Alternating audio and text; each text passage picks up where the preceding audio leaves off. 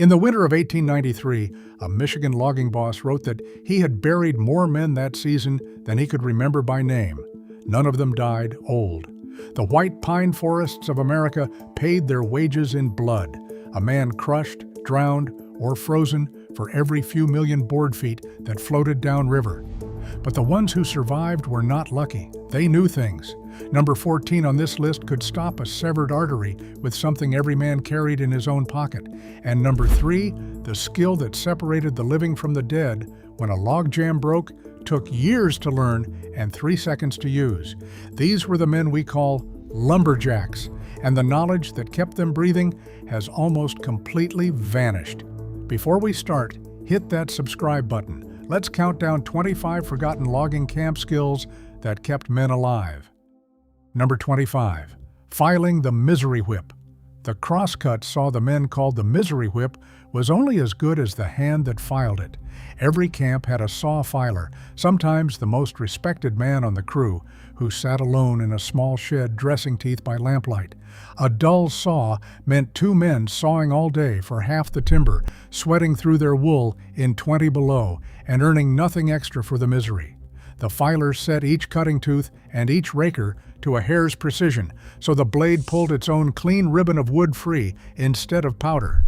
By the 1890s, a skilled filer in a Wisconsin pine camp might earn a few dollars a month more than the sawyers he served. Get the set wrong, and the saw bound in the cut, and a bound saw in a leaning tree could kill a man. Sharpness was survival. Number 24. Reading the Widowmaker. Before a man ever swung an axe, he learned to look up. The forest was full of what loggers grimly named the Widowmaker, a dead limb, a broken top, a branch hung 50 feet above and waiting for one vibration to send it down like a spear. A falling limb no bigger than a man's arm, dropped from the crown of a 200-foot pine, struck with the force of a cannonball. Experienced fallers read the canopy the way a sailor reads the sky, marking every snag and hang-up before the first cut landed. Foremen in Maine and Michigan drilled it into green hands until it became instinct. Look up, then look up again. Men who forgot were carried out on a sled. The skill was nothing more than a habit of the eyes, but that habit, repeated 10,000 times a winter, is what let a man walk home in spring. Number 23. Cutting the face notch. A tree does not fall where a man wishes. It falls where the notch tells it to. The undercut, or face notch, was a wedge chopped into the side of the trunk facing the intended fall, and cutting it true was the first real art of the woods. A faller studied the lean, the wind, the weight of the crown, then swung his axe to carve a clean mouth into the trunk, its angle deciding whether 200 feet of timber dropped safely into an open lane or twisted back onto the crew. In the Great Lakes pineries of the 1880s, a gang that laid its logs neatly in a row cut faster and safer than one scattering timber across the slope. A shallow or crooked notch was an invitation to disaster. The best fallers, it was said, could drive a stake into the ground and drop the whole tree square on top of it. Number 22. Standing on the springboard. The great trees flared at the base into a swollen mass of pitch-heavy twisted grain that dulled saws and slowed every stroke, so the fallers simply climbed above it. They chopped a narrow slot a few feet up the trunk, jammed in a springboard, a plank tipped with an iron lip, and stood balanced on that flexing board while they worked the saw, sometimes 6 or 8 feet off the ground. In the Douglas fir country of Washington and the redwoods of California, a man might perch on a board no wider than his boots with nothing beneath him but stumps and rock. It took nerve and a logger's balance to saw all day from that narrow shelf, riding the spring of the plank with every pull. The old photographs of 2 men standing high on their boards beside a colossal trunk are the lasting image of that age. Number 21. The double bit axe. A logger's axe was his life, and he tended it like one. The double bit axe carried 2 edges. One kept razor sharp for clean felling and limbing, the other ground slightly blunter for the dirty, knotty work that would ruin a fine edge. A man learned to keep them straight in his mind because a keen edge that struck a hidden stone was finished for the day. Every night by the bunkhouse stove, men honed their bits with a whetstone until the steel would shave the hair off a forearm. A dull axe glanced instead of biting, and a glancing axe in cold, tired hands buried itself in a shin or a foot. In Camp's days, from any doctor, a deep axe wound could turn to blood poisoning and kill within a week. Sharp steel was not vanity. It was the difference between a clean cut and a funeral. Number 20. The caulk boots. On rolling logs and ice skid roads, ordinary boots were a death sentence. The loggers wore caulks, heavy leather boots studded across the sole with dozens of sharp steel spikes, called corks in the woodsman's slang. Those spikes bit into wet bark and frozen timber and let a man run across a floating raft of logs without sliding into the water beneath. A river driver depended on his caulks the way a soldier depended on his rifle.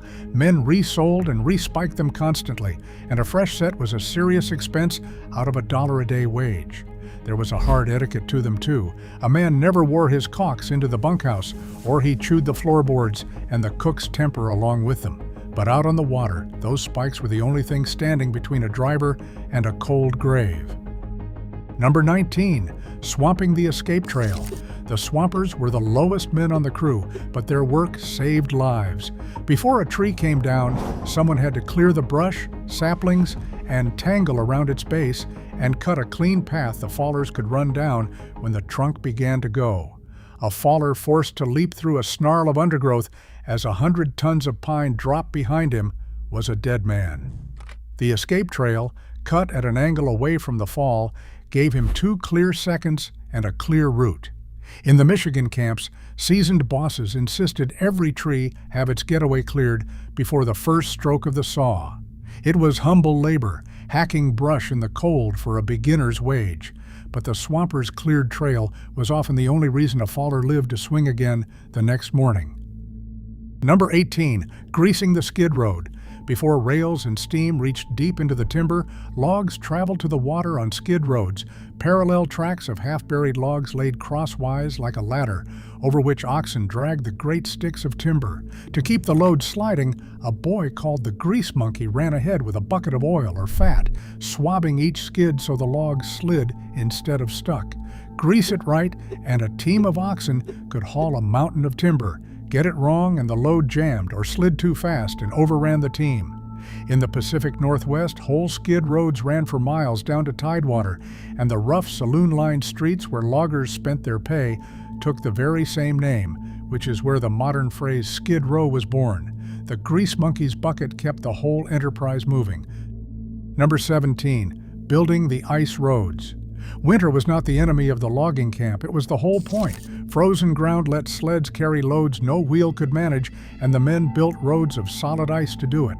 On bitter nights, a crew went out with a huge water tank on runners called a sprinkler, flooding the ruts so they froze into glassy iron rails by morning.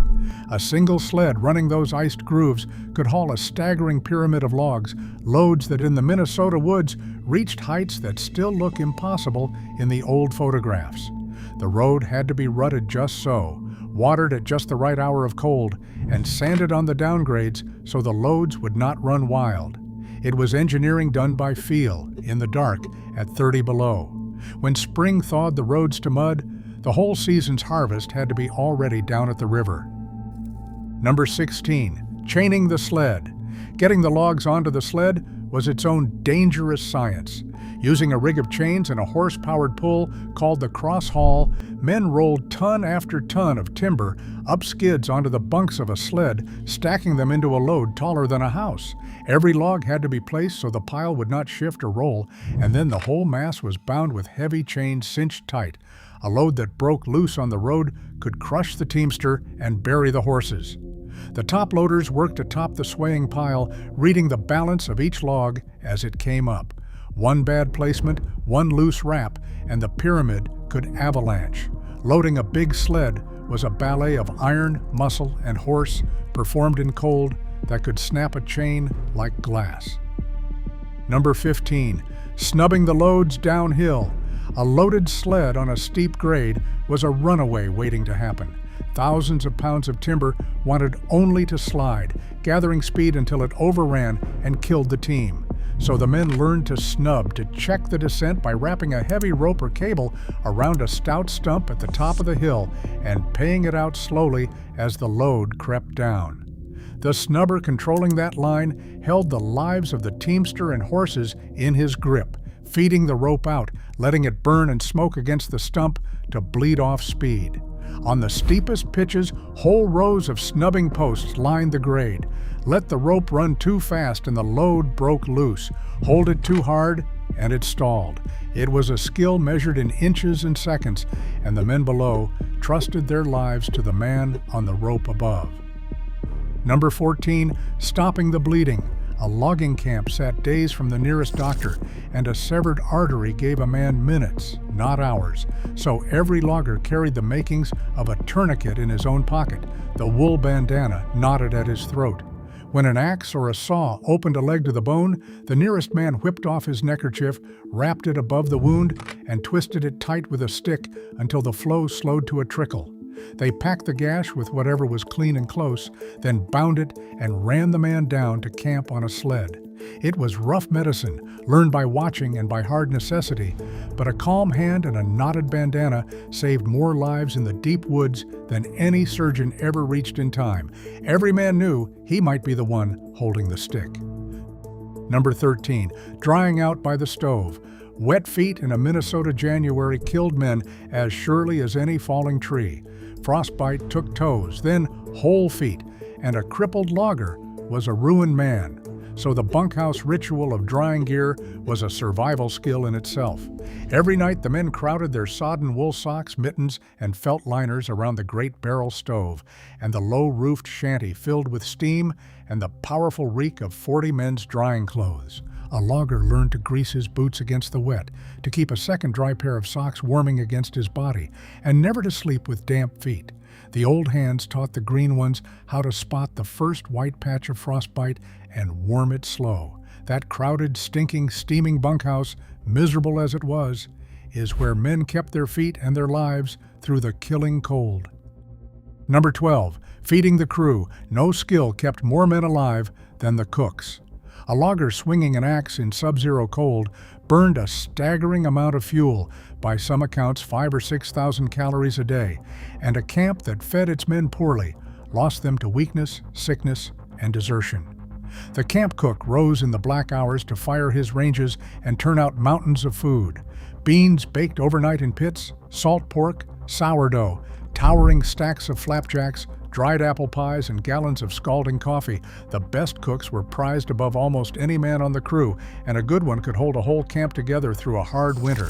There was one iron rule at the table, honored from Maine to Oregon: no talking. Men ate fast, ate huge, and got back to work. A camp lived or died on its cookhouse, and every foreman knew it. Number 11, reading the river. When spring broke the ice, the winter's cut had to ride the swollen rivers to the mills, and the men who drove it downstream were a breed apart. Reading the river was everything, knowing where the current ran deep and where it would pile logs into a jam, where the eddies turned and where the rapids would swallow a careless man. The river drivers, called river pigs, followed the floating timber for weeks, sleeping wet, working in ice-cold water, prying stranded logs off sandbars and gravel. A driver who misjudged the water found himself pinned between tons of moving timber. The drive was the single deadliest phase of the whole logging year, and the men who could read the river's mind, sensing where the logs would catch before they caught, were the ones who came back to do it again the following spring. Number 10, burling on the water. Out on the drive, a man often had to cross open water on nothing but the floating logs themselves, and he did it by burling, the art of staying upright on a rolling log by running his spiked feet against its spin. A skilled river driver could dance across a raft of bobbing timber, step from log to log, and stand on a single spinning stick in the current without ever getting his waist wet.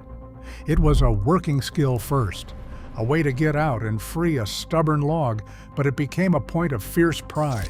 Loggers matched each other in burling contests, 2 men on one log, spinning it faster and faster until one splashed in. Behind the sport lay deadly practicality. A man who could keep his feet on a rolling log kept them out of the crushing water beneath. Number 9, The peavey. No tool belonged to the river driver more than the peavey, a stout wooden handle tipped with a metal spike and a hinged hook that could grip and roll a log with tremendous leverage. Invented by a Maine blacksmith named Joseph Peavey in the 1850s, it let one man turn, lever, and steer a floating log many times his own weight. With it, the drivers pried stranded timber off the banks, rolled logs off one another, and picked apart the small jams before they could grow into big ones. A man learned exactly where to set the hook and how to throw his weight, so the log moved and he did not go into the water. The peavey and its cousin, the cant hook, became so essential that their names still live on job sites today. In skilled hands, it turned one man into the equal of a ton of stubborn wood. Number 8. Reading the ice. The winter camps lived on frozen water, hauling loads across iced lakes and rivers, watering roads, reaching timber that could not be touched in summer. Knowing the ice was a matter of life and death. An experienced teamster read the color and the sound of it. Clear blue-black ice bore weight, while gray, milky, or honeycombed ice warned a man off before a horse and a full load broke through into black water. They tested thickness by chopping and by the ring of an axe blow, and they knew a warm spell or a hidden spring could rot the ice from below while it looked solid on top. A team that broke through vanished in seconds under a load of logs. The men who could read the ice, its shades, its cracks, its warning groans, steered whole seasons of hauling across water that would have swallowed the careless. Number 7. The teamster on the ice. The teamster who drove the horses or oxen was among the most skilled men in camp, and on the ice roads his judgment carried every life on the load. He knew each animal by temperament, knew how to keep a team calm on a glassy grade, and how to check a load with voice and rein before it overran them on a downhill. A good teamster could feel through the lines when a horse was about to slip, when to hold back and when to let a load run. He tended his animals like family, blanketing them against the cold and picking ice from their hooves because a lamed or panicked horse on an ice road killed men. Horses were expensive and beloved, often mourned harder than the men when they were lost. That quiet mastery of a ton of frightened muscle on frozen ground was one of the deepest skills the woods demanded. Number 6. The whistle-punk signals. When steam power came to the woods, a new and vital skill came with it: the signal. The steam donkey, a powerful engine that dragged logs in on cables, was worked blind by an operator who could not see the men out among the timber. So a boy called the whistle-punk stood between them, watching the rigging crew and yanking a wire that blew the donkey's whistle in coded blasts, one for go, another for stop, others for a dozen commands. A slow or careless whistle-punk got men crushed by logs snapping in on a taut cable. The job often went to a green hand, yet a great deal rode on him, for the whole roaring machine moved to his signals. It was the nervous system of the show, a code of whistle blasts that had to be flawless, because in high-lead logging, a single missed signal killed. Number 5. Topping the spar tree. In the towering forests of the Pacific Northwest, the most spectacular skill belonged to the high climber. To rig a high-lead operation, one tall tree was chosen as the spar, and a man had to climb it 100, sometimes nearly 200 feet up, trimming the limbs away as he went, held by nothing but a rope belt flipped up the trunk and the spikes on his boots. At the top, he sawed off the entire crown of the tree, and here came the moment that made whole crews hold their breath. As the massive top broke free and crashed down, the trunk whipped back and forth in great arcs, and the climber rode it out, clinging to the swaying spar far above the ground. Then he rigged that top with heavy blocks and cables. Few skills in the history of American work ever asked for more raw nerve. Number 4. Splicing the wire rope. The high-lead and skyline systems that moved logs by cable lived or died on wire rope, and the rigging men had to splice and maintain it by hand. Splicing steel cable was brutal. exacting work, weaving the stiff, frayed strands back into themselves to form an eye or join two lines, wrestling wire that fought back and drew blood from bare hands. A splice that failed under load turned a taut cable into a whip that could cut a man in half. The riggers learned to inspect every foot for broken wires and wear, to know when a line was sound and when it was ready to part. On a high-lid show, the cables carried unimaginable strain, and every man working near them lived by the soundness of the splice. It was patient, bloody, precise work, and the crew's survival was woven into each one they made. Number 3, picking the key log. When a river drive jammed, thousands of logs piled into a churning, groaning wall that could rise higher than a barn, backing the river up behind it. Breaking that jam was the deadliest work in all of logging, and it came down to a single terrible skill: finding the key log, the one stick buried somewhere in the mass, whose release would let the whole jam go. A few men climbed out onto the shifting pile, reading the strain of the timber, tracing the lines of force to the log that held it all. When they cut or pried it free, the entire mountain of wood exploded downstream in an instant, and the men had those few seconds to leap from log to the bank before the flood took them. Many did not make it. The man who could pick the key log and outrun the break was the most respected driver on the river. Number 2, dodging the barber chair. After the face notch came the back cut, and a mistake here killed more fallers than almost anything in the woods. Cut too fast or leave too little wood in the hinge, and the trunk could split vertically up its length as it fell. A horror the loggers called a barber chair. The tree would rear backward and up, kicking off the stump with terrible force straight toward the men who cut it. Avoiding it was a matter of discipline and rig, keeping the back cut level and steady, leaving just enough hinge wood to control the fall, driving wedges to tip the tree the right way, and never rushing the final strokes.